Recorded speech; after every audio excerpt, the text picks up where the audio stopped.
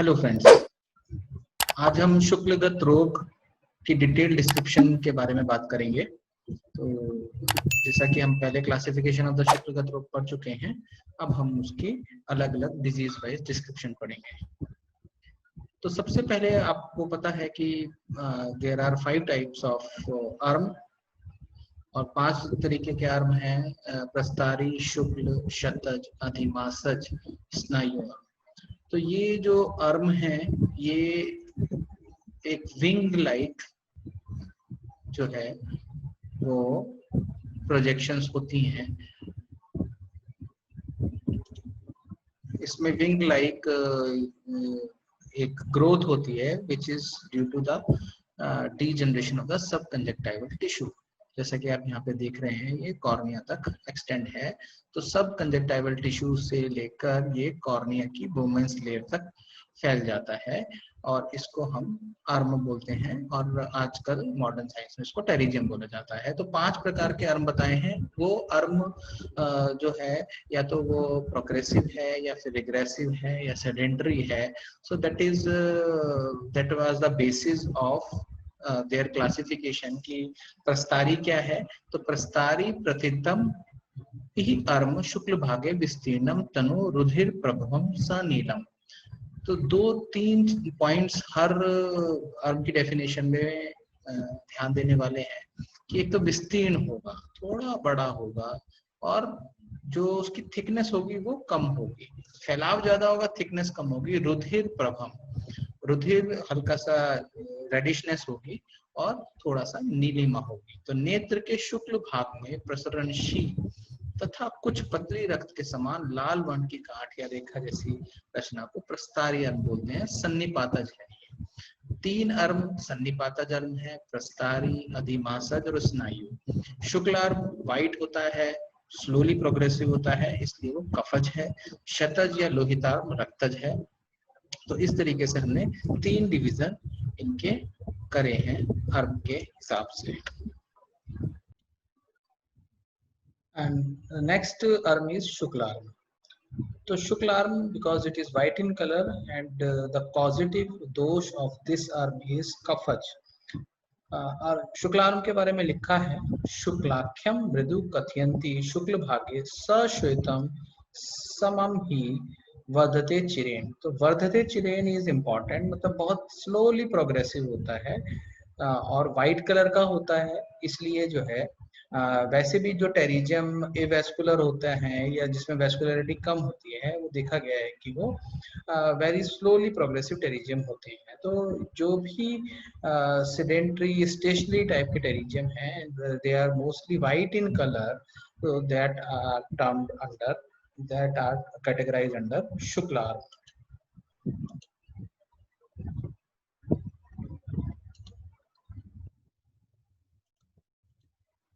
अब इसके बाद हम बात करेंगे लोहित आर्म की। तो लोहित आर्म, जैसे कि या इसको शतज आर्म भी बोला है, लोहित मीन्स रेड।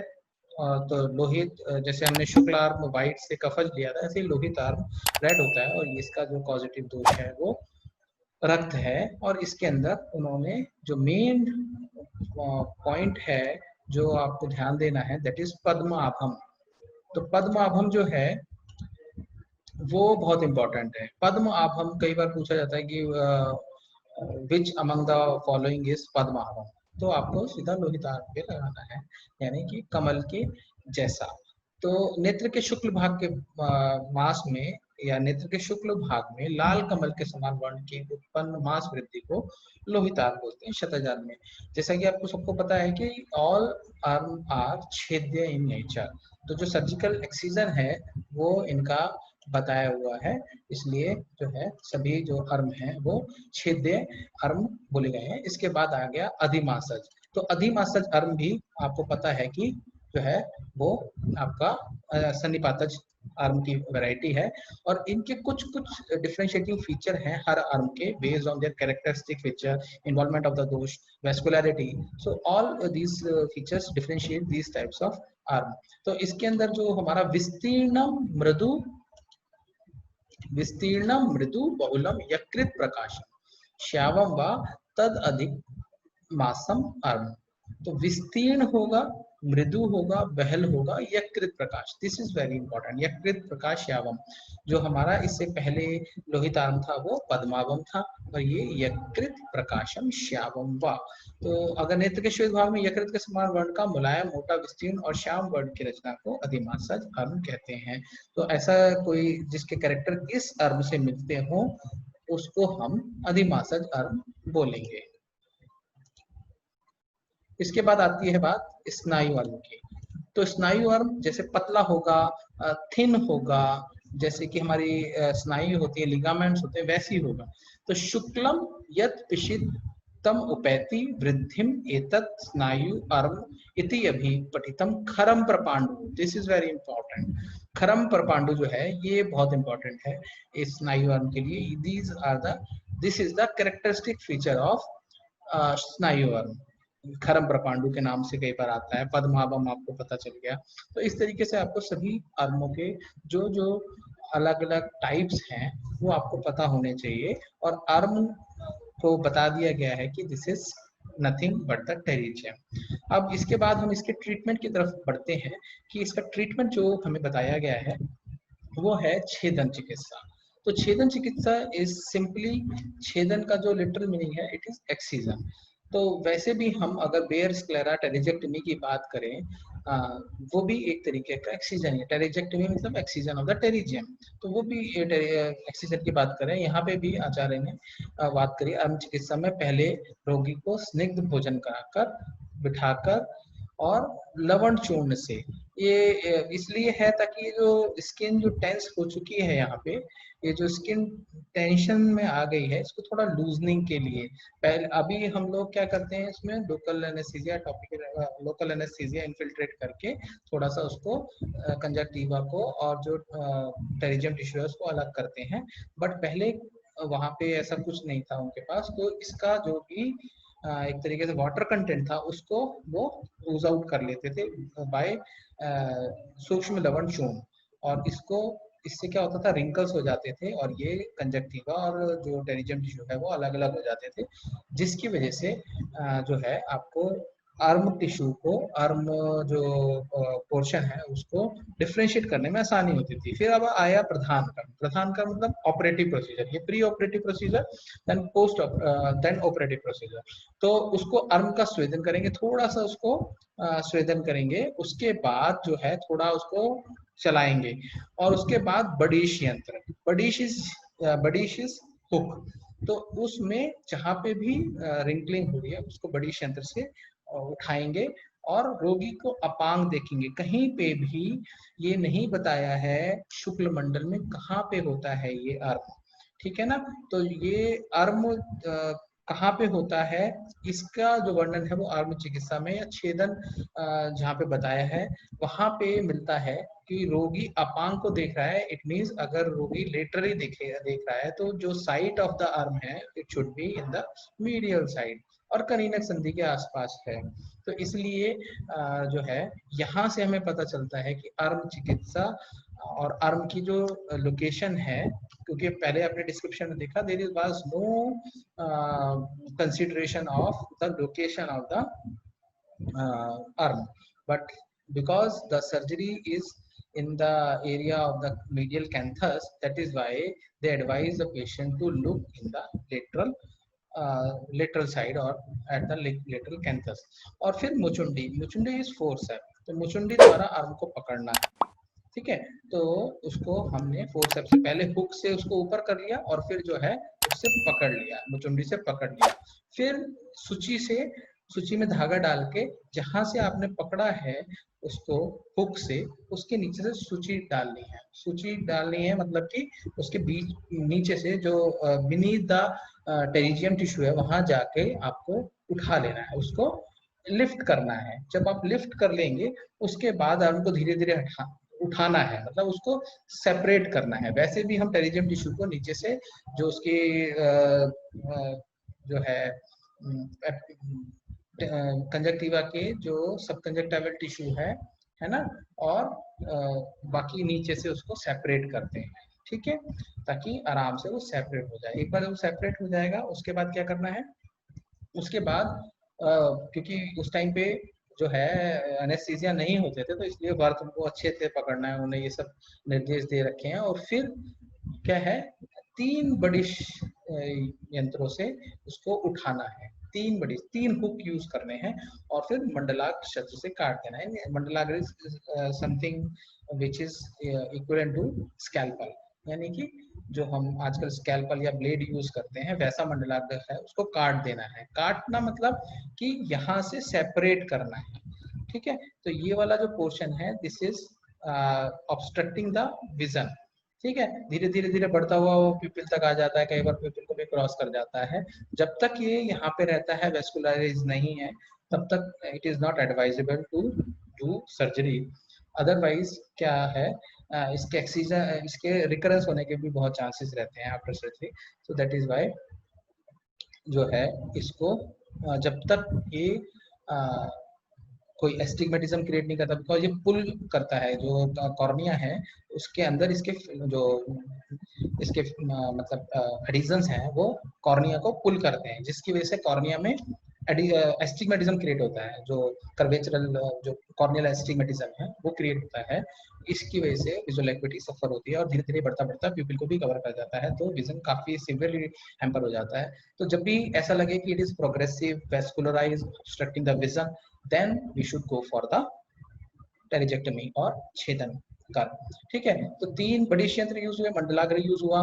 तो हमारे को देखना है कि कौन कौन से यंत्र और शस्त्र यूज हो रहे हैं। 3 बड़ी लाग्र, ये इस पूरी सर्जरी में ये 4 चीजें यूज होती है। पश्चात कर्म में त्रिकटु, सैंधव और यवक्षार से इसका प्रतिसारण करना है, थोड़ा सा छिड़कना है। क्या क्या, यवक्षार, त्रिकटु, सैंधव, ये तीनों चीजें छिड़कनी है, और उसके बाद जो है पैच एंड बैंडेज कर देनी है। इसी में थोड़ा सा आपको मैं टेरिजियम के बारे में बता दूं कि pterygium is divided into 3 parts, ठीक है।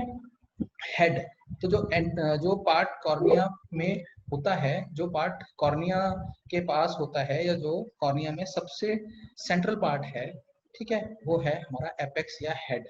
उसके बाद जो ये पोर्शन है जो लिम्बस के आसपास है, ये लिम्बस के आसपास का पोर्शन है, ठीक है, दिस वन। तो ये जो है उसकी नेक है, ये ब्रॉड होती है, ब्रॉड होती रहती है। और उसके बाद जो है बॉडी, ये सारी बॉडी है, ठीक है। तो एपेक्स, उसके बाद नेक, ये वाला पार्ट, और उसके बाद बॉडी। जो कंजक्टिवल सरफेस पे है वो लगभग बॉडी है, जो लिम्बस के आसपास का एरिया है वो आपका नेक है, और जो कॉर्निया में सबसे सेंट्रल पार्ट है इसका टेरिजियम टिश्यू का, वो आपका एपेक्स या हेड है। तो 3 पार्ट में डिवाइड होता है, आपको आयुर्वेदिक सर्जरी पता है। और ये बिल्कुल, अगर आप बेयर स्क्लेरा टेरिजेक्टमी की बात करेंगे तो ये बिल्कुल उससे सिमुलेट करती है। आप एक बार पढ़ के देखेंगे उसको तो आपको समझ में आएगा। नेक्स्ट डिजीज इज शुक्तिका। तो शुक्तिका श्यावा शिव पिशित निभाष बिंदुओं, ये शुक्त्याभा सितनयने सशुक्ति संज्ञा। कैसी होती है, श्यावा, थोड़ी ग्रे कलर की होती है। पिशित निभाष बिंदु, ये जो पार्ट थोड़ा सा हाईलाइट कर रखा है, डिफरेंट कलर से कर रखा है, दिस इंपॉर्टेंट सारा है, but these are most important characteristic feature of these diseases, है ना। तो आप यहाँ पे देखेंगे कि थोड़ा श्याव है, शुक्ति वर्ण का है, चमक रहा है, श्याव है।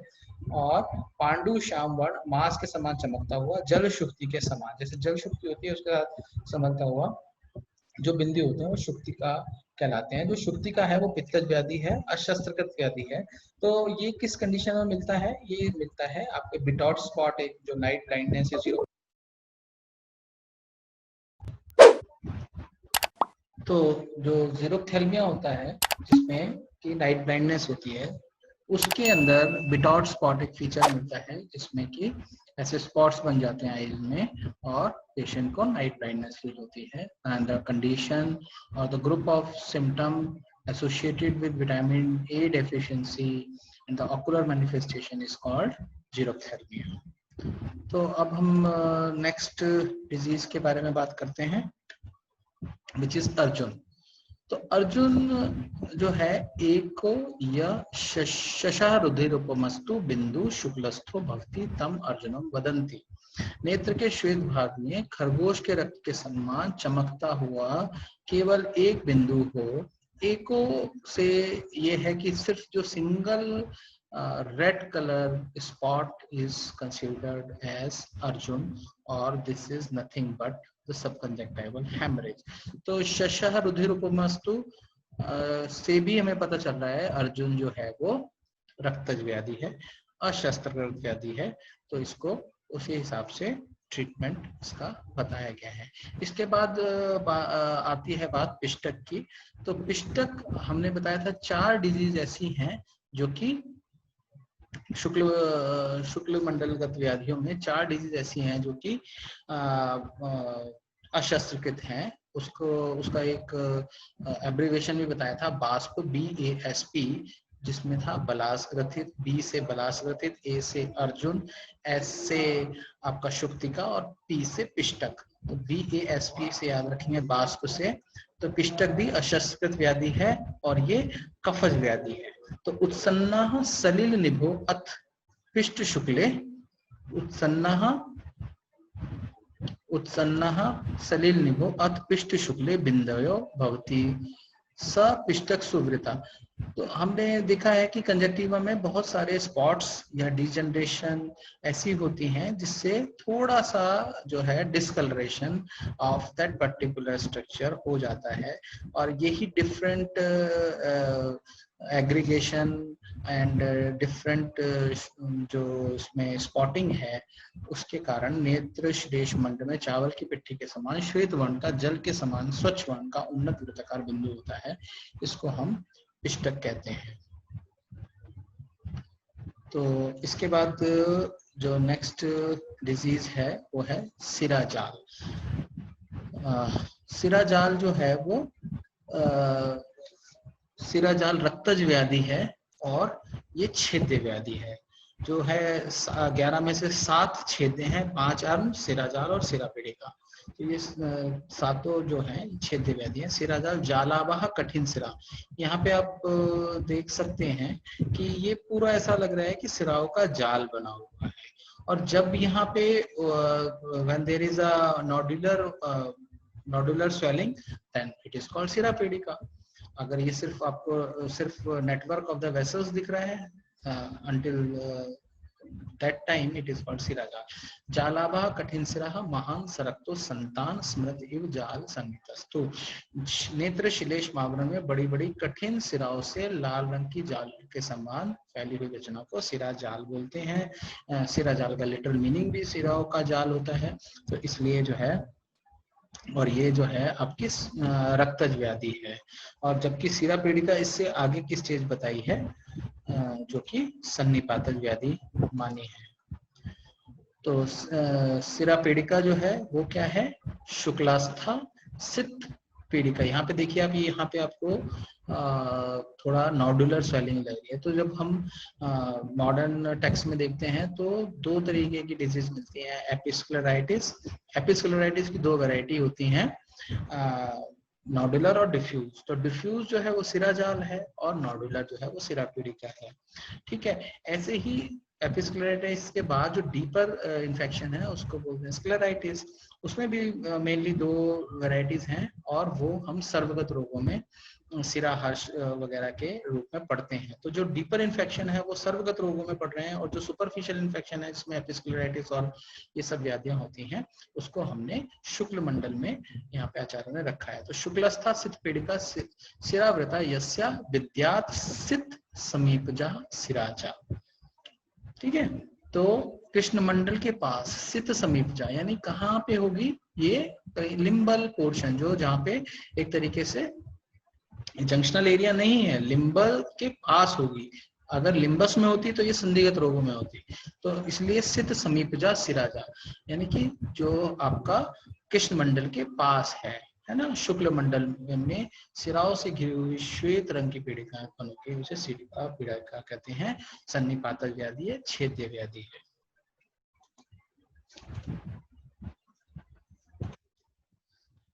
तो इस तरीके से उसके बाद अब जो नेक्स्ट डिजीज है हमारी उसको कहते हैं बलास ग्रथित।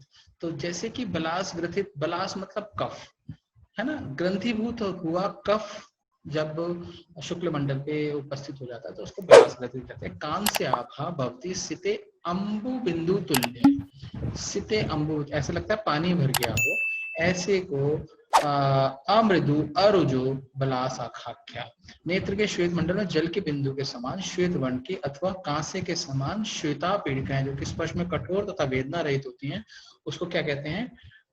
बलास्कृतित कहते हैं। कफज व्याधि है, अशस्त्रकृत व्याधि है। तो इस हिसाब से अब हमारा जो है शुक्ल मंडलगत व्याधियां कंप्लीट होती हैं। तो थोड़ा रिवीजन के लिए, कफज 3 व्याधियां हैं, बीएसपी के नाम से बताया था, बलास्कृतित, शुक्लार्म और पिष्टक, ठीक है। रक्तज 3 व्याधियां हैं शुक्ल मंडल में, आस्क के नाम से बताया था, A for Arjun, S for सिराजाल और के फॉर शतजाल, ठीक है। एस इस एस का हमने जो वो बनाया था वो पास बनाया था, तो उसमें है प्रस्तारी अर्म, अधिमासजर्म, स्नायु अर्म और सिरापीड़िका, ये जो है पास के हिसाब से 5 वो हैं। और उसके बाद हमने ये बताया था आपको बाष्प से जो अशस्त्रकृत व्याधियां हैं, 7 छेद्य व्याधियां हैं और 4 अशस्त्रकृत व्याधियां हैं। 7 छेद्य व्याधियां क्या हैं? 5 अर्म, सिराजाल, सिरापीड़िका, और जो 4 अशस्त्रकृत हैं वो बाष्प के नाम से बताया था, BASP, बलास्कृतित, अर्जुन, शुक्तिका और पिष्टक। तो ये आपका शुक्ल मंडलगत व्याधियां आज पूरी होती हैं, और इसको अच्छे से करेंगे और आप अच्छे से इसको प्रिपेयर करें, ठीक है। और नेक्स्ट क्लास में फिर मिलेंगे। धन्यवाद।